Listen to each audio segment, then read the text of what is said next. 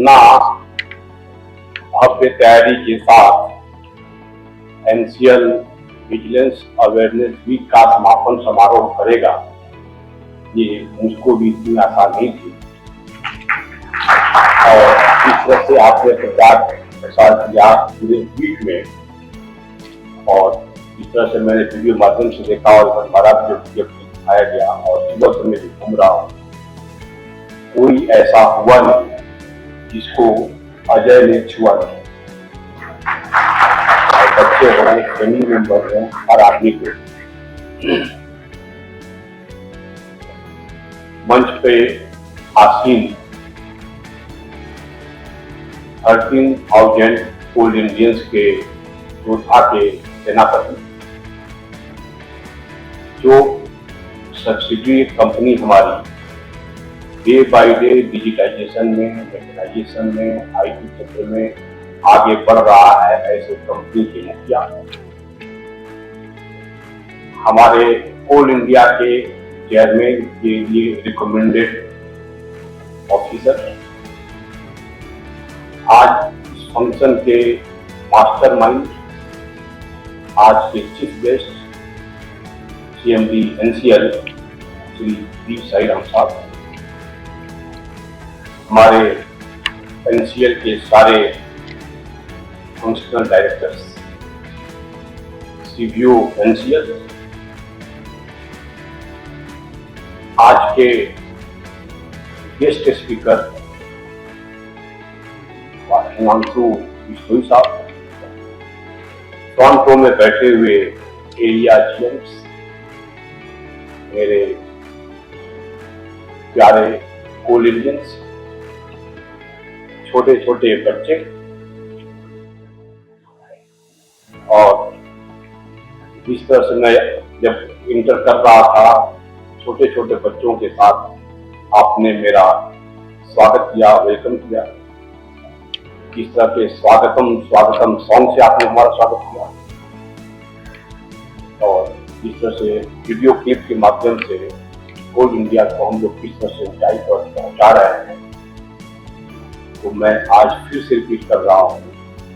इस तरह से ऑल इंडिया लगातार 2 साल से great place to work achieve किया, लगातार 2 साल से टॉप 10 कंपनी पर हम टॉप 10 प्रॉफिटेबल कंपनी हम लोग बने इंडिया के।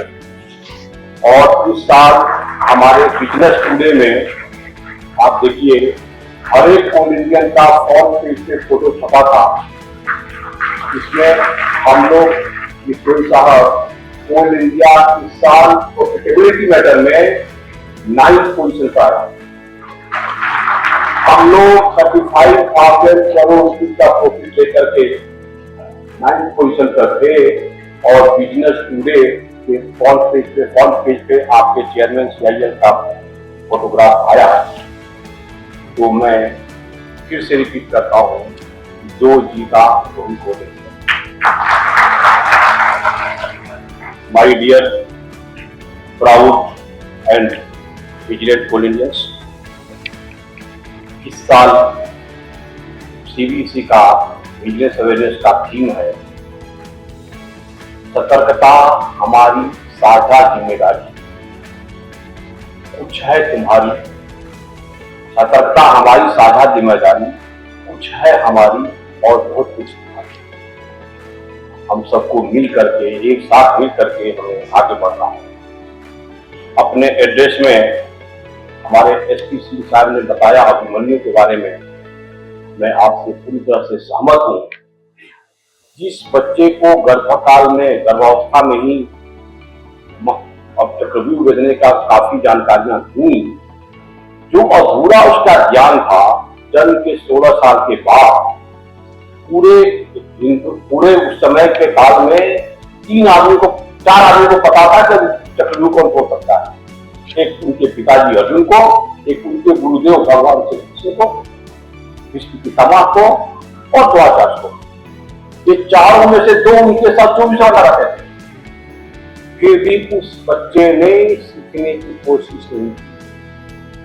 सिंह साहब, जिसको अधूरा ज्ञान है उसका केवल पराजय नहीं होता है, उसका मौत निश्चित है। माय डियर कोल इंडियंस, हम अपने ज्ञान को अपडेट करते रहे और पूरा ज्ञान को देखिएगा, टेक्नोलॉजी की से इनोवेशन हो रहा है, इसमें से नया चीज हम लोग जा रहे हैं, इसमें से IT और ICCC और PRP जेन का हमने यूज कर रहे हैं। हमें अपने टेक्नोलॉजी को अपडेट करते रहना पड़ेगा, अपडेट करते रहना पड़ेगा। सचमुच कोल इंडिया इतना अच्छा हो चुका है कि इग्नोरेंस ऑफ लॉ और CBO साहब ने बताया डॉक्टर्स के प्रिस्क्रिप्शन के बारे में विजिलेंस डिपार्टमेंट भी NCL का मानवता से संबंधित काम कर रहा है। किसी के लिखने से या किसी के पढ़ने में कंफ्यूजन हो जाने से किसी की जान चली जाती है, उस पर भी हम रोक टोक कर रहे हैं। तो ऐसा सोच को मैं नमन करता हूँ। धन्यवाद अजय जी।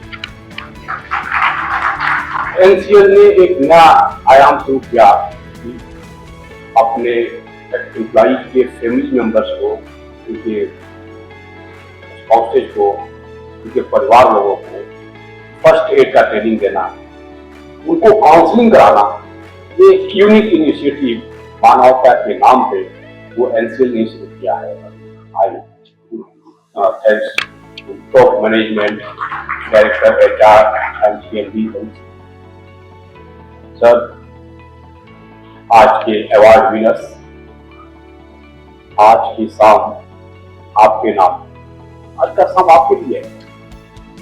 स्कूल से हमारे जो बच्चे आए हैं और डायरेक्टर फाइनेंस बोल रहे थे, जब विजिलेंस नहीं था तो फाइनेंस वाले विजिलेंस का काम करते थे। आपकी बात काफी हद तक ठीक लग रहा है, लेकिन जब विजिलेंस नहीं था ना, हम ऐसे समाज में, ऐसी हमारी संस्कृति थी, उस समय क्या सही है क्या गलत है हम अध्यात्म से सीखते थे। हमारी अंतरात्मा जो बोलती थी कि क्या सही है क्या गलत है वो करते थे। सबसे बड़ा विजिलेंस मैं आज भी अपने अंतरात्मा को मानता हूं। आप भी अपनी अंतरात्मा की आवाज सुनिए, जो आपका अंतरात्मा बोलता है कि ये सही है, उसको सुनने का काम करना है। हमेशा से विजिलेंस आपकी अंतरात्मा हो, इस पर शब्द करना है। हमारे यहाँ पर कोल इंडिया में अभी नारी शक्ति का बहुत ही बड़ा कंट्रीब्यूशन हो रहा है। टोटल 20,000 कोल इंडिया में नारी शक्ति है। एक इस तरह से बेटियों ने अपना योगदान राष्ट्र के निर्माण में शुरू किया है। कोल इंडिया में अभी पहले लेडीज अलाउड नहीं थी अंडरग्राउंड माइन में जाने के लिए, अब अलाउ हो गई। बहुत सारे डंपर शॉवल ऑपरेटर भी हमारी नारी शक्ति कोल इंडिया की बेटियां चला रही हैं। ऑफिस और टॉप ऑफिसर से नहीं, हमारे बिजनेस डिपार्टमेंट CBO CL वो भी एक नारी है।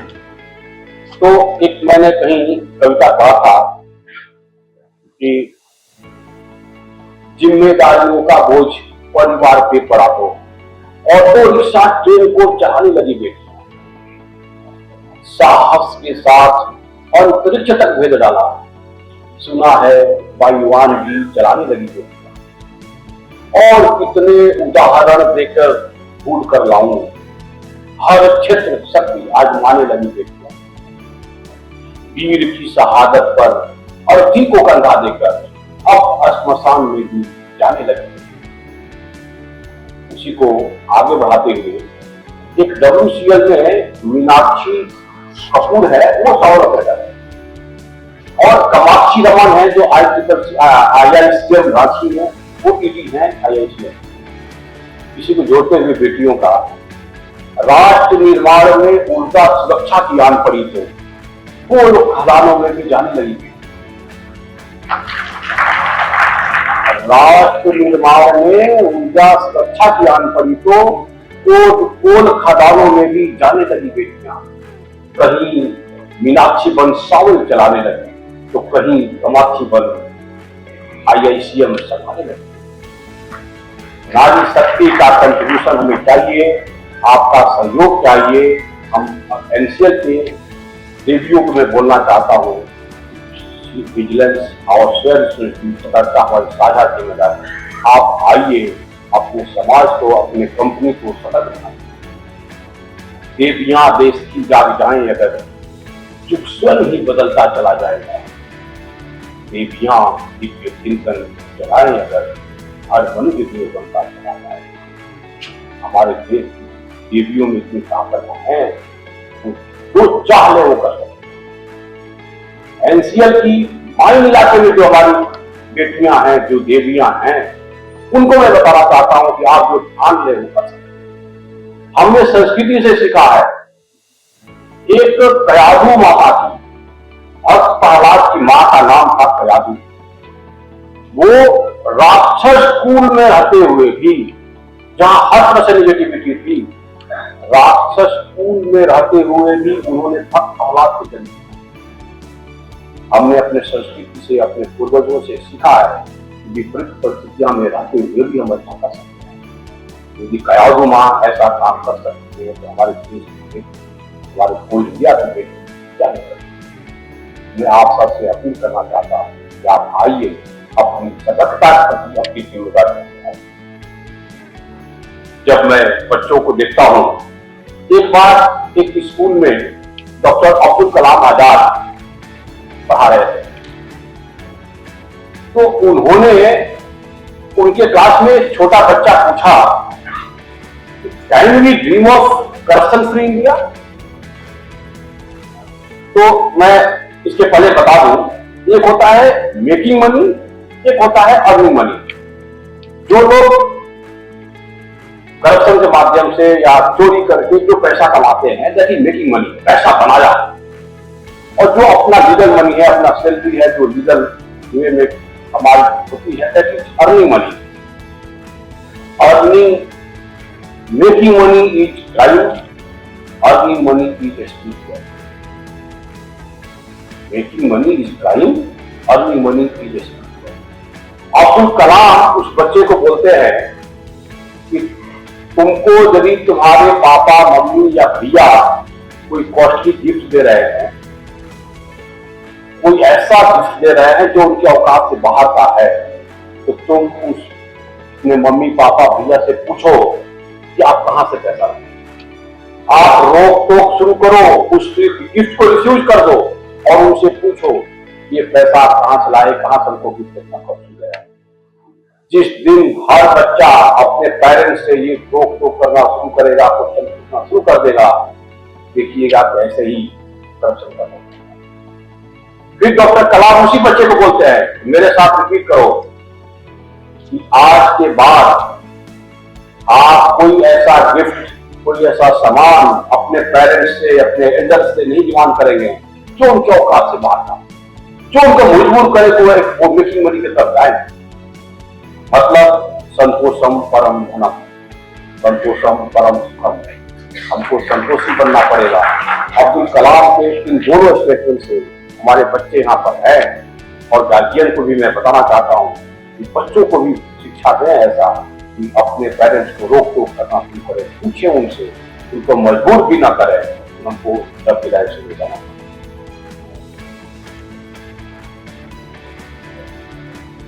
हमने 3 वर्ड पढ़ा था, एक होता है ग्रोथ, एक होता है प्रोग्रेस, एक होता है सक्सेस। ग्रोथ मतलब किसी का प्रोडक्शन में ग्रोथ हो रहा है, या फाइनेंशियल ग्रोथ हो रहा है, अर्निंग बढ़ रहा है, प्रॉफिट बढ़ रहा है, आईटी का यूज कर रहा है, हम लोग ट्रिपल आईटीसी लगा रहे हैं, आईटी का काम कर रहे हैं, दैट इज कॉल्ड ग्रोथ। दूसरा होता है प्रोग्रेस। उस ग्रोथ में यदि हम इथिक्स जोड़ दें, हम रूल्स जोड़ दें, मैनुअल जोड़ दें, एसओपी जोड़ दें, डिसिप्लिन जोड़ दें, तो हो जाता है प्रोग्रेस। और एक होता है सक्सेस। ग्रोथ, प्रोग्रेस और सक्सेस। उस प्रोग्रेस में यदि हम स्पिरिचुअलिटी जोड़ दें, हम ह्यूमैनिटी जोड़ दें, हम मोरल वैल्यू जोड़ दें, हो जाता है सक्सेस। हमारे एनसीएल को, हमारे सीआईएल को, मैं जब ब्रांड CIL @ की बात करता हूँ, जब ब्रांडिंग की बात करता हूँ, मेरा पर्पस यही है कि कोल इंडिया को रूल बेस्ड कंपनी से वैल्यू बेस्ड कंपनी बनाया जाए। कोल इंडिया को एक सक्सेसफुल कंपनी बनाया जाए जहां पर ग्रोथ, प्रोग्रेस, प्रॉफिटेबिलिटी के साथ साथ डिसिप्लिन, रूल्स, लॉ, एथिक्स के साथ साथ ह्यूमैनिटी हो, इथिक्स हो, ह्यूमन वैल्यूज का आदर हो, मोरल वैल्यूज हो, स्पिरिचुअलिटी हो। जिस तरह से सीएसआर में हम लोग बढ़ चढ़ के काम कर रहे हैं, मानवता का काम कर रहे हैं, ट्रेनिंग का हो चाहे जिससे स्कूल कॉलेज में काम कर रहे हैं, ह्यूमैनिटीज का काम जिस तरह से एनसीएल कर रहा है, पूरे कोल इंडिया में हम लोग स्पिरिचुअलिटी का, ह्यूमैनिटी का और मोरल वैल्यूज का काम कर रहे हैं।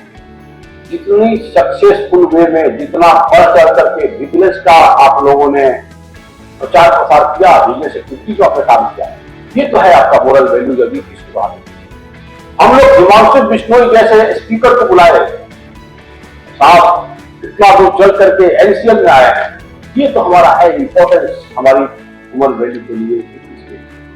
मतलब हम किस तरह से लाइफ में जा रहे हैं, हमको नंबर 1 बनने से कोई नहीं हो सकता है।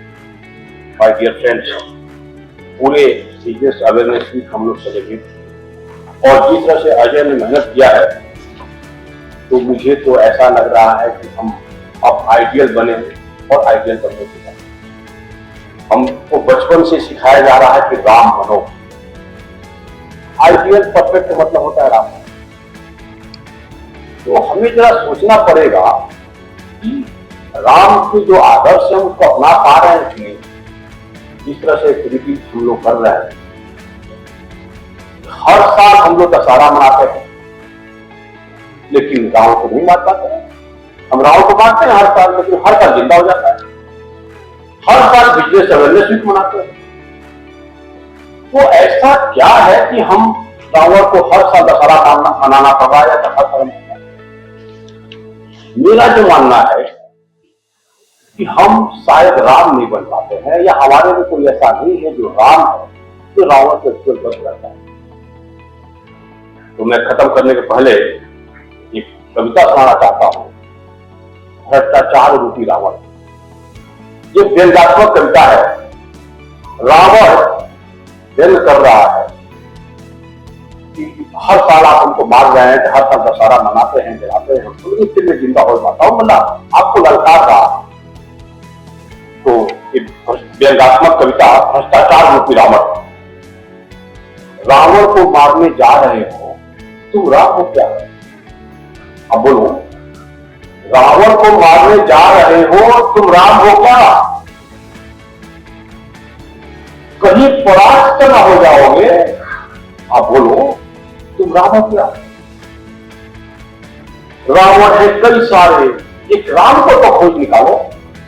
मर्यादा से परिपूर्ण हो ऐसे राम को तो खोज निकालो। रावण हर साल जीवित होकर आता है, पता नहीं वो जीवन कहां से पाता है। झुरमुट जैसे भीड़ को देखकर हौसला मुस्कुराता है।